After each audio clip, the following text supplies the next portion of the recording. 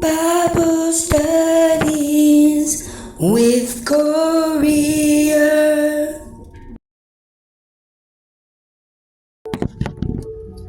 Judah and Israel are two different regions, and that comes from a time shortly after the death of King Solomon, King David's son, when King Solomon's son and his chief servant clashed, and the northern kingdom of Israel split from the southern kingdom of Judah. 200 years before the events of Daniel, Samaria, the capital of Israel, fell to the Assyrians. And now 200 years later, at the beginning of the book of Daniel, Judah, the southern region of the nation of Israel, falls to King Nebuchadnezzar of Babylon. Open the book. In the third year of the reign of Jehoiakim, king of Judah, Nebuchadnezzar, king of Babylon, came to Jerusalem and laid siege to it. The Lord handed Jehoiakim, king of Judah, over to him, along with some of the vessels from the house of God. Nebuchadnezzar carried them to the land of Babylon, to the house of his God, and put the vessels in the treasury of his God.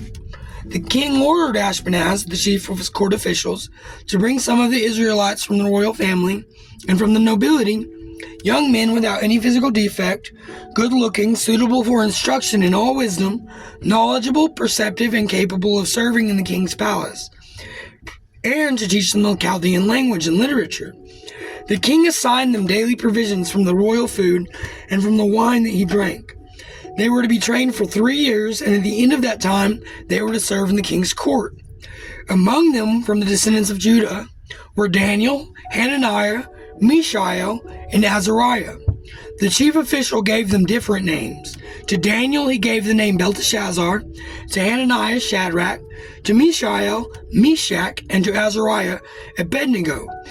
The reason for the name change is religious in nature. Daniel's name in Hebrew means God is my judge. Hananiah means God has been gracious. Mishael means who is what God is.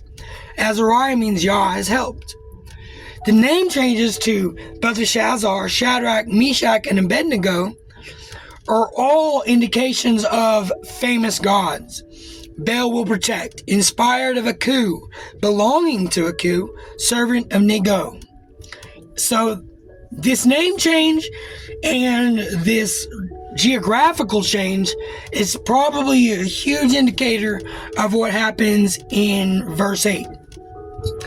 Daniel determined that he would not defile himself with the king's food or with the wine he drank. Jews had a very specific set of dietary restrictions and beverage restrictions according to the faith that God presented to Moses that the Jews have been following since that time, since God led them out of Egypt. So he asked permission from the chief official not to defile himself. God had granted Daniel favor and compassion from the chief official. Yet he said to Daniel, "My lord the king assigned your food and drink. I'm afraid of what would happen if he saw your faces looking thinner than those of the other young men your age. You would endanger my life with the king." Daniel and the other Hebrew servants in the Babylonian court are presented with the choicest foods that Babylon has to offer. They're being fed from the king's table itself.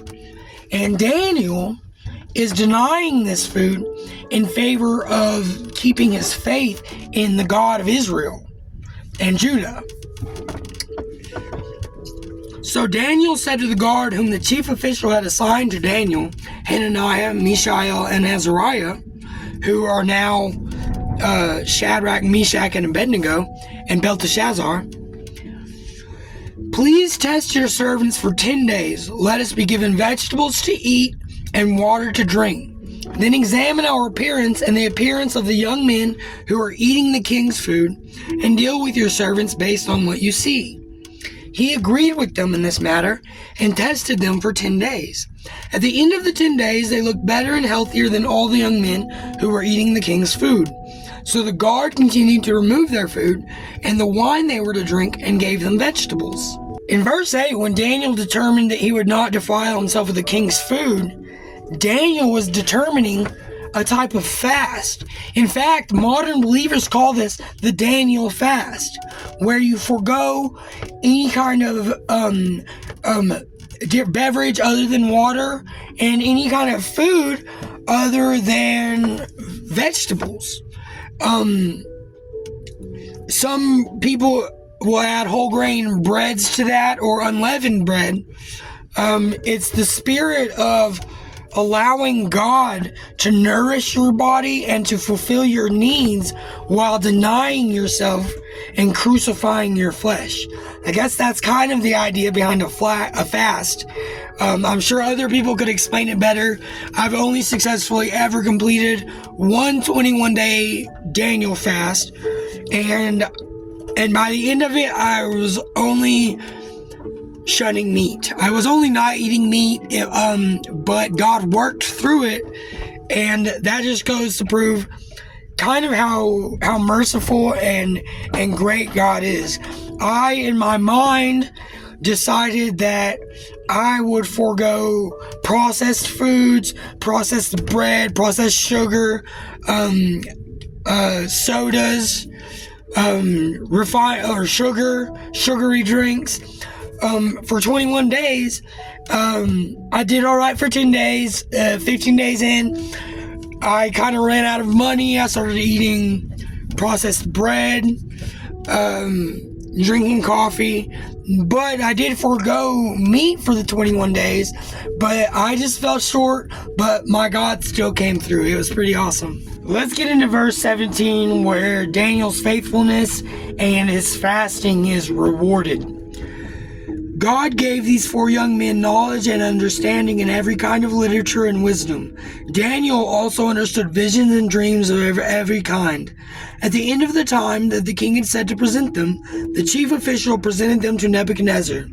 The king interviewed them, and among all of them no one was found equal to Daniel, Hananiah, Mishael, and Azariah. So they began to serve in the king's court. In every matter of wisdom and understanding that the king consulted them about, he found them 10 times better than all the diviner priests and mediums in his entire kingdom. Daniel remained there until the first year of King Cyrus. Thanks, guys. Please join me tomorrow or whatever the next day is for you to do a Bible study in Daniel, and we'll get into chapter 2, which is a prophetic dream that Daniel explains. Thank you. No one is safe. We're praying for you.